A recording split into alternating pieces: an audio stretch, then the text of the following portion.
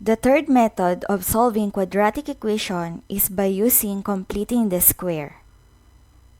So before that, let us first have a review about the following.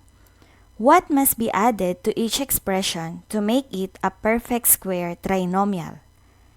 Number 1, x squared plus 6x plus blank. So para maging perfect square trinomial siya, so yung value ng b, i-divide natin sa 2 and then square. So kay number 1, ang value ng b natin ay positive 6. So si positive 6, i-divide natin kay 2 and then square. So 6 divided by 2 is 3 and then square. So 3 times 3, the answer is 9. So ibig sabihin, ang i-add natin para maging perfect square trinomial ay 9. Next, number 2. X squared minus 10x plus blank. So here, ang middle term natin or yung value ng b natin ay negative 10. So si negative 10, i-divide natin sa 2 and then yung answer ay square. Okay, so ang answer ay negative 5 and then square.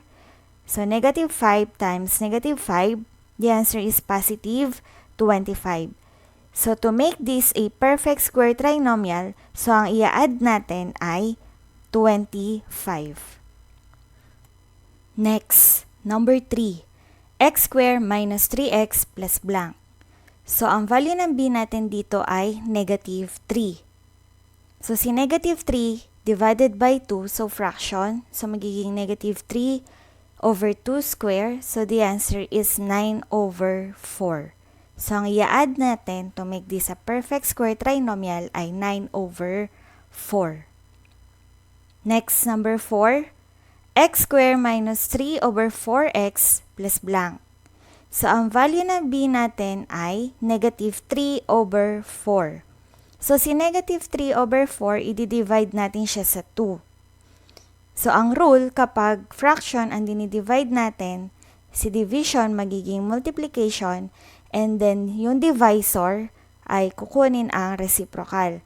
So ang divisor natin dito ay 2. Ang reciprocal niya ay 1/2. So kaya magiging negative 3 over 4 times 1/2. And then square. So magiging negative 3 over 8 square. The answer is 9 over 64. So ang ilalagay natin to make this a perfect square trinomial ay 9 over 64. So next, punta naman tayo sa second part ng review natin. So express the following into a square of binomial.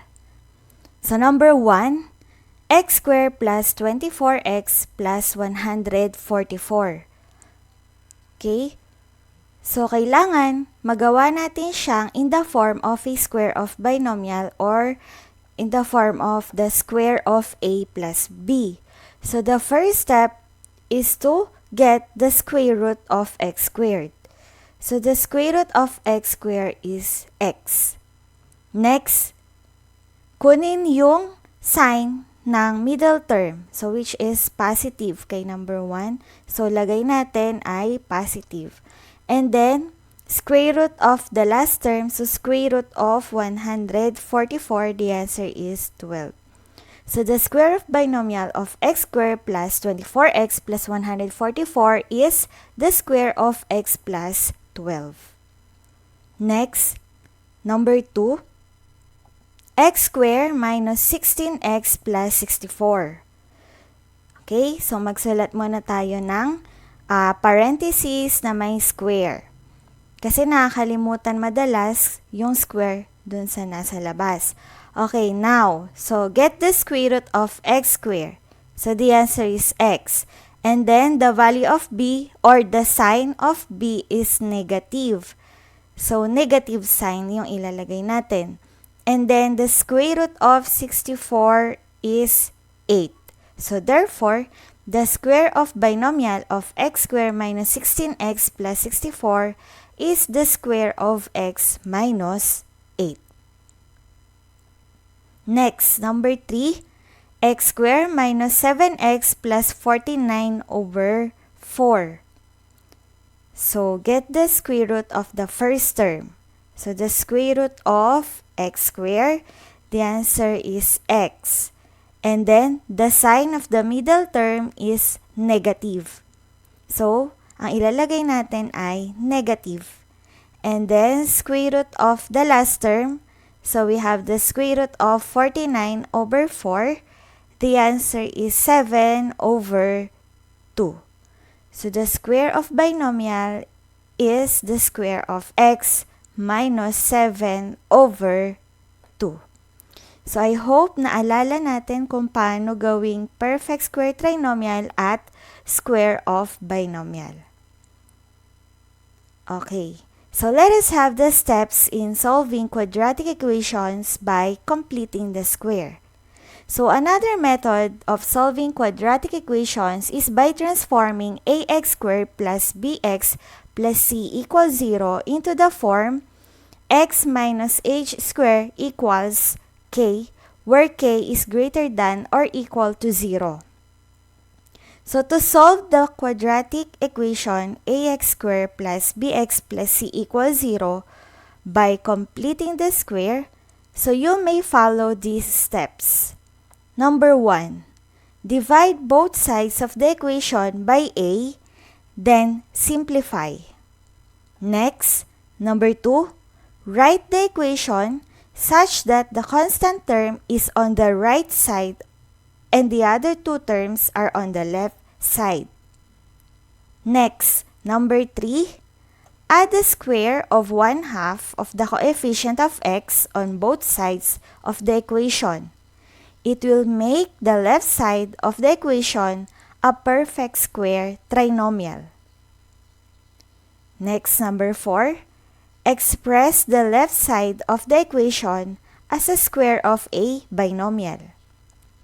Number 5, solve the resulting equation by extracting the square root. Number 6, solve the resulting linear equations. And then the last step is to check the solutions using the original equation. Let us have example number 5. 3x squared plus 12x plus 9 equals 0. Okay, rewrite the given. So for step 1, so we need to divide both sides of the equation by 3. So magiging x squared plus 4x plus 3 equals 0. Next, for step 2, the constant term 3 becomes negative on the right side of the equation. So it will become x squared plus 4x equals negative 3. And then number 3 or step 3, add the square of 1/2 of the coefficient of x on both sides of the equation. So, it will make the left side of the equation a perfect square trinomial. So, maglagay muna tayo ng mga blanco. So, ano yung i-add natin to make the left side of the equation a perfect square trinomial? So, base sa review natin kanina, so si b ay 4. Divided by 2 and then square. So, si 4, pag dinivide kay 2, ang sagot ay 2.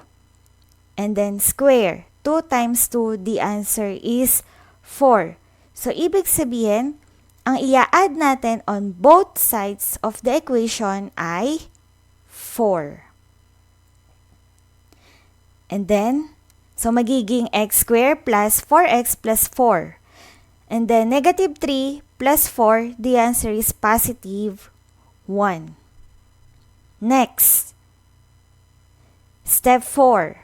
So, we need to express the left side of the equation as a square of a binomial. So, si x squared plus 4x plus 4, gagawin natin siyang square of binomial. So, kunin yung square root ni x at saka ni 4. So, magiging the square of x plus 2. So, the square of x plus 2, siya yung square of binomial ni x square plus 4x plus 4. And then equals 1. And then number 5. So extract the square roots of both sides of the equation.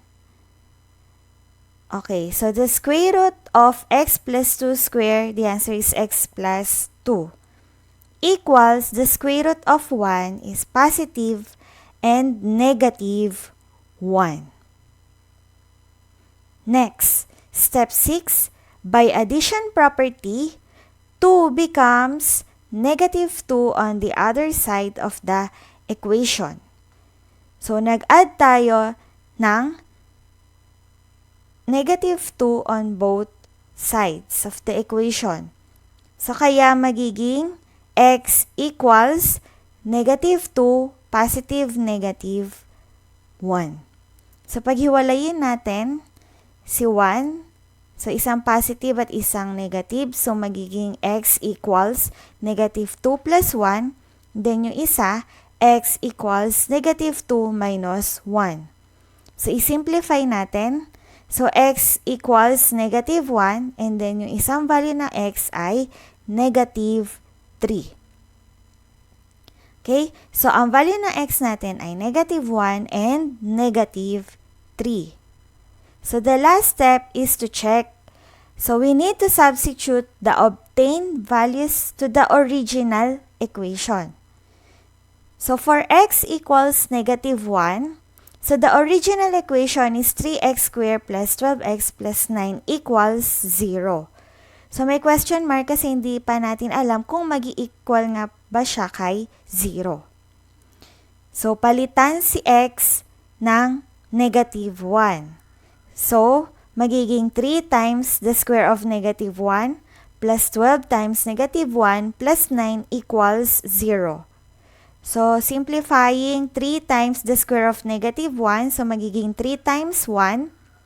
And then 12 times negative 1, so magiging negative 12 plus 9.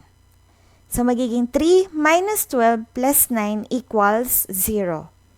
So, 3 minus 12, the answer is negative 9 plus 9 equals 0. So, negative 9 plus 9 is equal to 0. So, tama.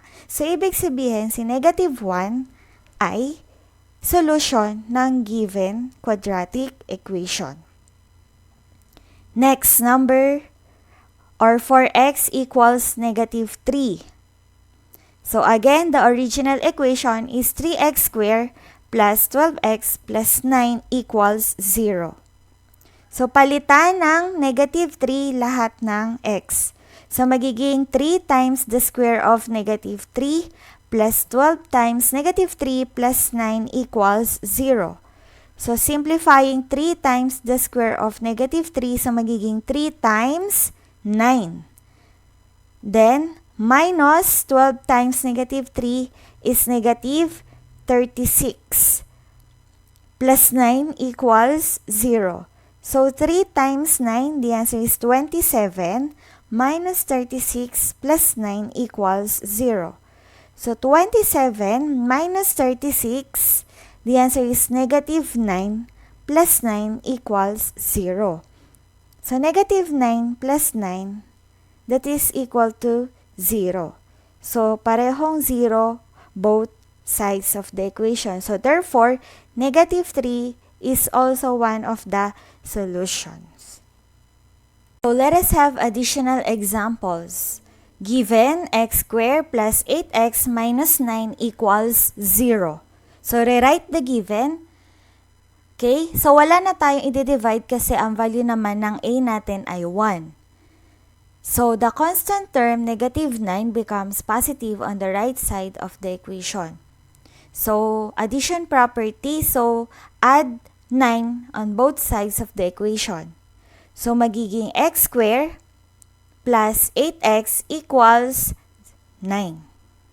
And then, step 2, add the square of 1/2 of the coefficient of x on both sides of the equation. It will make the left side of the equation a perfect square trinomial. So, ano kaya yung i-add natin to make the left side of the equation a perfect square trinomial? So, since 8 yung value ng b natin, so i-divide natin kay 2. So, 8 divided by 2 is 4. And then square. So, 4 times 4 is 16. So, ibig sabihin, ang i-add natin on both sides of the equation ay 16. Okay? So, magiging x squared plus 8x plus 16 equals 9 plus 16. The answer is 25. Okay. Next, express the left side of the equation as a square of a binomial. Okay, so magiging x plus 4 and then square equals 25. Next, step 4, extract the square roots of both sides of the equation. So the square root of the square of x plus 4, that is x plus 4, equals the square root of 25. The answer is positive, negative 5. Step 5, by addition property, 4 becomes negative 4 on the other side of the equation. So, makakancel si 4. So, magiging 0. So, kaya magiging x equals negative 4, positive, negative 5. So, paghiwalayin lang natin yung isang positive 5 at isang negative 5. So, magiging x equals negative 4 plus 5. And then, x equals negative 4 minus 5. And then, simplify each value of x. So, magiging x equals 1. And then, x equals negative 9. So, the last step is to check the values of x to the original equation. Okay, so for x equals 1, so the original equation is x squared plus 8x minus 9 equals 0. So, substitute 1 sa lahat ng x. So, magiging 1 squared plus 8 times 1 minus 9 equals 0. So, magiging 1 plus 8 minus 9 equals 0. So, 1 plus 8 is 9, minus 9 equals 0. So, 9 minus 9 is equal to 0. So, both sides of the equation ay 0. So, tama na si x ay isa sa mga sagot natin sa given quadratic equation. Next, for x equals negative 9, so again, the original equation is x squared plus 8x minus 9 equals 0. So, palitan ng negative 9 si x. So, magiging negative 9 squared plus 8 times negative 9 minus 9 equals 0. So, negative 9 times negative 9, the answer is positive 81. And then, 8 times negative 9, that is negative 72.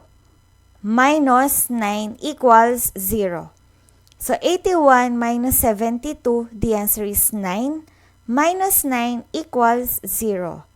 So, again, both sides of the equation, nag-equal siya kay 0. So, negative 9 is one of the roots. So, si 1 and negative 9 yung answer natin sa given equation. Okay, so let us have the last example. So, the given is 2x squared plus x equals 6. So, rewrite the given. Okay? So, si constant term natin ay nasa right side of the equation na. Okay? So, ngayon, si step 1, so, divide both sides by 2. Kasi ang value ng a natin ay 2. So, magiging x squared plus 1 half x equals 3. And then for step 2, so add the square of 1 half of the coefficient of x on both sides of the equation. It will make the left side of the equation a perfect square trinomial. So ano kaya yung i-add natin to make the left side of the equation a perfect square trinomial? So since 1/2 is the value of b. So, i-divide natin siya by 2. So, again, fraction. So, si division magiging multiplication and then si 2 magiging 1/2 as its reciprocal. So, magiging 1/2 times 1/2 and then square. So, magiging the square of 1/4. And the square of 1/4 is 1/16. So, ibig sabihin, ang i-add natin on both sides of the equation ay 1/16. Okay, next, simplify. So, x squared plus 1/2 x plus 1/16 equals, okay, so 3 plus 1/16. Okay, so the denominator is 16. So, magiging 48/16 plus 1/16. So, that is equivalent to 49/16. Okay? Next. So, x squared plus 1/2 x plus 1/16 equals 49/16. So, express the left side of the equation as a square of a binomial. So, magiging square of x plus 1/4. So, magiging the square of x plus 1/4 equals 49/16. And then for step 4, extract the square roots of both sides of the equation. So, kunin po natin yung square root niya. So, magiging x plus 1/4. And then yung kabila naman, magiging positive, negative, 7/4. So, by addition property, so 1/4 becomes negative 1/4 on the other side of the equation. So, add negative 1/4 on both sides of the equation. So, makakancel si 1/4 minus 1/4. So, 0. So, magiging x equals negative 1/4 plus minus 7/4. So, paghiwalayin natin yung dalawang 7/4. So, isang positive at isang negative. So, magiging x equals negative 1/4 plus 7/4. And then, yung isa magiging x equals negative 1/4 minus 7/4. And then, simplify. Negative 1/4 plus 7/4. So, magiging 6/4. And the lowest term is 3/2. And then, negative 1/4 minus 7/4, the answer is negative 8/4. So, the simplest form is negative 2. So, ibig sabihin, 3/2 and negative 2 yung value ng x natin. So, let us have the checking. So, substitute the obtained values to the original equation. So, for x equals negative 2, so the original equation is 2x squared plus x equals 6. So, palitan natin ng negative 2 yung value ng x. So, magiging 2 times negative 2 squared plus negative 2 equals 6. So, magiging 2 times 4, and then, negative 2 equals 6. Then, simplify. 2 times 4 is 8, minus 2 equals 6. So, 8 minus 2 is equal to 6. So, both sides of the equation ay naging equal kay 6. So, negative 2 is one of the roots. And then, for x equals 3/2, so again, ang original equation natin ay 2x squared plus x equals 6. So, palitan ng 3/2 yung x. So, magiging 2 times the square of 3/2 plus 3/2 equals 6. And then, simplify. So, magiging 2 times 9/4. Plus 3/2 equals 6. And then 2 times 9/4, So, that is equivalent to 9 over 2 plus 3 over 2 equals 6. And then add 9 over 2 plus 3 over 2. So, it is equal to 12 over 2. And 12 divided by 2, the answer is 6. So, parehong 6. So, ibig sabihin, ang answer natin sa given quadratic equation ay negative 2 and 3 over 2. So, I hope naintindihan kung paano gamitin ang completing the square in solving quadratic equation.